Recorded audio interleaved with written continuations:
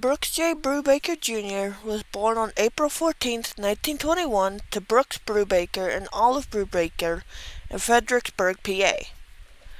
At some point after Brooks was a few years old, they moved to the Lakemont area of Altoona, and he would have three brothers. I couldn't find how much older if they were older or younger than him. There was a uh, family tree on Ancestry, but they had all but him privated, so I couldn't find their exact ages until I found their dad's obituary. But their names were Byron, Warren, and Donald, and from what I could tell from their father's obituary that I found on Fighting Grave, there's only one family tree I found him connected to, and I'm not sure if it was the right one because it said his name was Brubaker, and I believe I saw another newspaper clipping that had him listed as Brooke. So I'm not sure if that's the same man, but from the obituary found on Finding the Grave, it states that by the time their dad had passed away, his brothers had 8 children and 4 grandchildren between the 3 of them. Growing up, he was a member of Boy Scout Troop number 19, and he had become a Sea Scout, which I'm not familiar with Boy Scout, other than Boy Scout, Cub Scout, Eagle Scout, so I'm not sure what a Sea Scout is. I'm gonna have to look it up to see if maybe that's still a thing,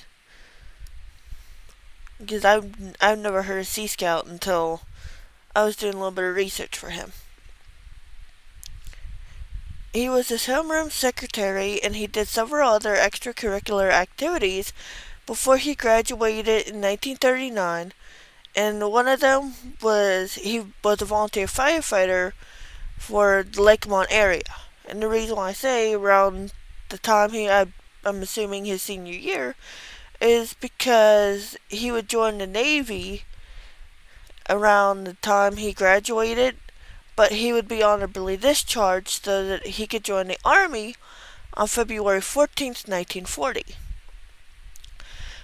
Now the thing is I can't find anywhere listed. I can't find where he went for his training, so I don't know where he went for his training, but I do know that he joined the Army Air Corps and that he was assigned to the 22nd Material Squadron as a ground mechanic before he was sent to Hickam Field in Hawaii. Now, people that know World War II history and could probably do a quick little bit of mental math when they look at the date and the fact that Hickam Field was right beside Pearl Harbor would kind of know what happened to Brooks. Because on December 7th, 1941, Japanese pilots would fly over Hickam Field, and they would attack Hickam Field along with Pearl Harbor in an attempt to either stop or at least try to slow the United States down. Instead, it would just I believe they described it as waking a sleeping beast or something. I think I read somewhere that was what it was described, that instead of slowing us down or stopping us, they had just woken up a sleeping beast.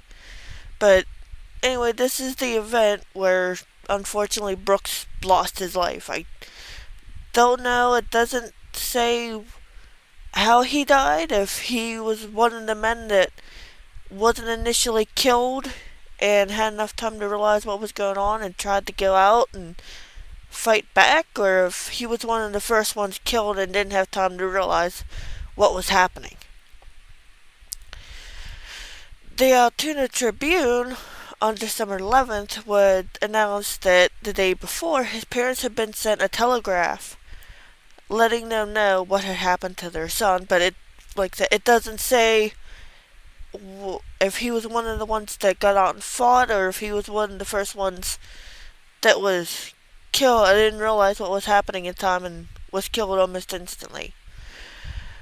To give them a little bit of comfort, they wrote a little, basically a sympathy paragraph to try to help the family because, this is awful thinking your son's just going to go off and join the Army, the Army Air Force, Air Corps, and make something of himself and go off and do good things, and then he gets killed by a surprise attack, which you wouldn't expect because we weren't in the war, and it didn't really look like we were going to be in the war because we were still dealing with the depression and we didn't know if we could really do it. But the Altoona Tribune posted a paragraph that says, "To the parents and brothers of young Brubaker, the entire city extends its sympathy." Out of high school only a little over 2 years, Brooks Brubaker was taking advantage of the opportunities offered in aviation. He was with the 22nd Material Squadron. As a ground mechanic, he was an important cog in the nation's effort to keep them flying. Many more youths will finish this important contribution that young Brubaker made to his country. Altoona is proud of him, very proud. His family in their sorrow can have some consolation that their son helped keep a freedom-loving nation free in his brief career. I'm not sure why, because it doesn't say why, but apparently in the telegraph that they were sent, they were also told, for some reason, that their son's body wouldn't be able to be sent home until after the war, which I don't understand why, because so many men that were killed overseas during World War II, their body was able to be sent home. I mean, I know there's a lot of the guys that died in Normandy, they're still buried over in France, but we weren't really at war, and I can't see why. You can send a telegraph, and you can't make preparations to send him home. That's the part I don't understand, is how you can't send his body home when we're not even at war. We weren't officially at war yet. And the fact that they said that they couldn't send him back to after the war probably lets me know that they had already made up their mind to just go to war. They probably already made the call way before they told the public that they were going to go to war. On July 20th, 1943, the Altoona Tribune would report that his parents had received a citation from General Henry H. Arnold of the Air Force that states, Citation of Honor, United States Army Air Force, Private Brooks J. Brubaker, Jr., who gave his life and performance of his duty December 7th, 1941. He lived to bear his country's arms, he died to save its honor. He was a soldier and he knew a soldier's duty. His sacrifice will help to keep aglow the flaming torch that lights our lives, that millions yet unborn may know the priceless joy of liberty. And we who pay him homage and revere his memory in solemn pride, we dedicate ourselves to a complete fulfillment of the task for which he so gallantly has placed his life upon the altar of man's freedom. Which tells me maybe he wasn't one of the first ones to be killed and realized what was happening and tried to fight back and was killed while he was trying to fight back.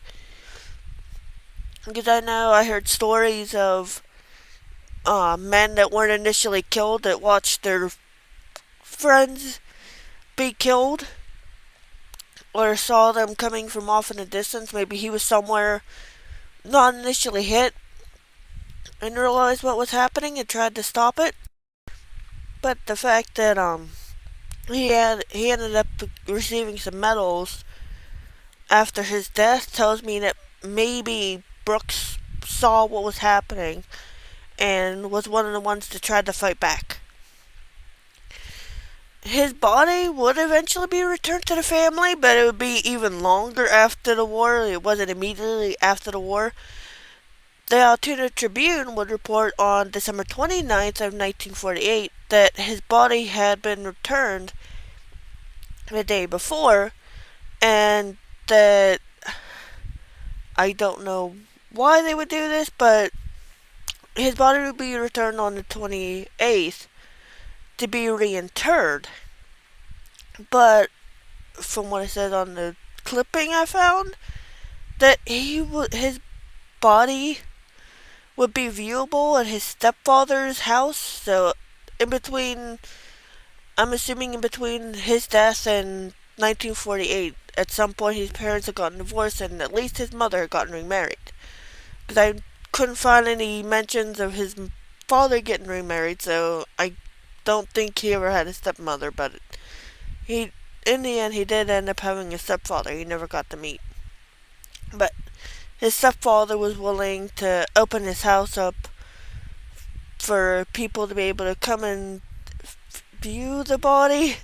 I, I can't imagine. He'd been dead for over 7 years, a little over 7 years at this point. I don't know how viewable he was, how that would have gone about, but they would have had his body there, and then it said that his body was going to be taken to the Carson Valley Church, where he'd been a member, for them to actually hold the funeral for him before he'd be reinterred at somewhere in the Fairview Cemetery in Martinsburg. I couldn't find an exact location. It just states that he was going to be buried in Fairview Cemetery then next day. So he was buried sometime in 1941 somewhere in Hawaii. He was disinterred, sent back home a little over 7 years later, and then reinterred on December 30th, 1948. The medals he did receive, and this is why I said I think the citation, if my assumptions are correct, this citation might have been for one of the medals he received. But he received the Purple Heart, the American Defense Offense with 1 star, the Asiatic Pacific Theater with 1 star, and the Good Conduct Medal. And not too long after, sometime after his passing, I couldn't find any clippings that state when they started, but the Brooks J. Brubaker Jr. Post 367 Regular Veterans Association was created in his honor, but I can't find the exact date of when they started, and I can't find anything about them online. So, well, other than the newspaper clippings I found that state like meetings and things they were doing for his family and stuff like that, because they were created well before his body was sent back. So, but I couldn't find any exact date of when they started, and I can't find any date of if they changed their name, if they disbanded. It's just there in a few newspaper clippings, and that's it. There's nothing I could find saying if they had disbanded or not, and I can't find anything online to show me that they're still active. He was only a private when he passed away, due to the fact that obviously he didn't make it to war, because the war would happen after and because of what caused his death. So he couldn't rank up during war, and he was only in the military for about a year and a half, because I don't think he was in the Navy for very long, because it doesn't say how long he was in the Navy. So I'm assuming he was only in the Navy for a little bit. Realized that what he wanted to do, the Navy wouldn't offer him. So he decided to leave the Navy and join the Army Air Force, or the Army Air Corps. So he was only in the military for less than 2 years. So I don't think they would have expected him to have to rank up. So I'm not sure how they would have done it back then, what the requirements were to rank up. But needless to say, he didn't make it past the rank of private. Alright, well, I gotta. Right now, I have a couple more. I know there are a lot more guys that passed away in Hickam Field and Pearl Harbor, but I have. Let me see. I have a few more on my list. I have 3 more on my list from either born in my area or lived in my area before they went off to serve in the military that died in Pearl Harbor. And then I have, let me see, I have 2 more that didn't exactly die on Pearl Harbor when Pearl Harbor and Hickam Field were attacked, but they would what caused their death was probably an indirect result of Pearl Harbor and Hickam Field and the attacks of Pearl Harbor and Hickam Field. So yeah, like I said, I know there's more. There's gonna be more later on the road when I get more names written down. So the next couple of ones are gonna be the very last ones before the next 4 or 5 after this one are gonna be the very last ones before we go to war. Unless like I said, until I get around to getting names from other outside area soldiers, outside my area soldiers. So, yep, that's Brooks Brubaker. You find out a little bit. I don't know why I assumed Pearl Harbor was the only one that was attacked. I don't think I ever heard of Hickam Field until I was looking up stuff for Brooks Brubaker, and then I found out there was another place that was attacked that was right beside Pearl Harbor. I mean, I probably heard about it in a video and it just slipped my mind because Pearl Harbor is the one they always talk about whenever they talk about the Japanese kamikaze attacks.